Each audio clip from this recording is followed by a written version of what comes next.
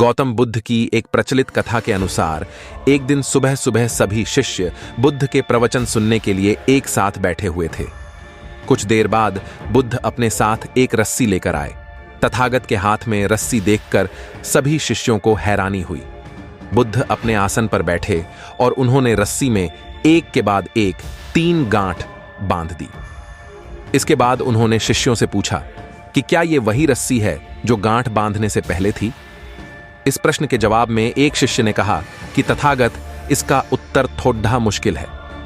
यह हमारे देखने के तरीके पर निर्भर करता है। एक तरह से तो रस्सी वही है, इसमें कोई बदलाव नहीं है। एक अन्य शिष्य ने कहा कि अब इसमें 3 गांठें लगी हुई हैं जो कि पहले रस्सी में नहीं थीं। इसे बदला हुआ भी कह सकते हैं। कुछ शिष्यों ने कहा कि वास्तव में मूल रूप से रस्सी वही है, लेकिन बदली हुई दिख है, लेकिन इसका मूल स्वरूप बदला नहीं है। शिष्यों की बात सुनकर बुद्ध ने कहा कि आप सभी सही बोल रहे हैं, अब मैं इन गांठों को खोल देता हूं। ये बोलकर बुद्ध रस्सी के दोनों सिरों को खींचने लगे। बुद्ध ने पूछा कि क्या इस प्रकार रस्सी की गांठें खुल जाएंगी। सभी शिष्यों ने कहा कि नहीं, ऐसा करने से तो गांठें और ज्यादा कस जाएंगी, इन्हें खोलना और मुश्किल हो जाएगा।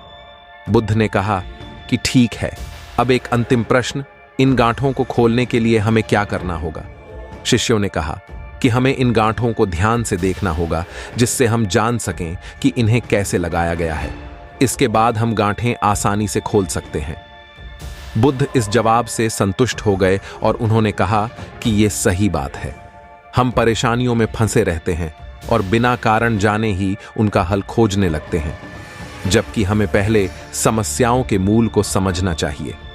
जब समस्याओं की वजह समझ आ जाएगी तो उन्हें सुलझाना बहुत ही आसान हो सकता है।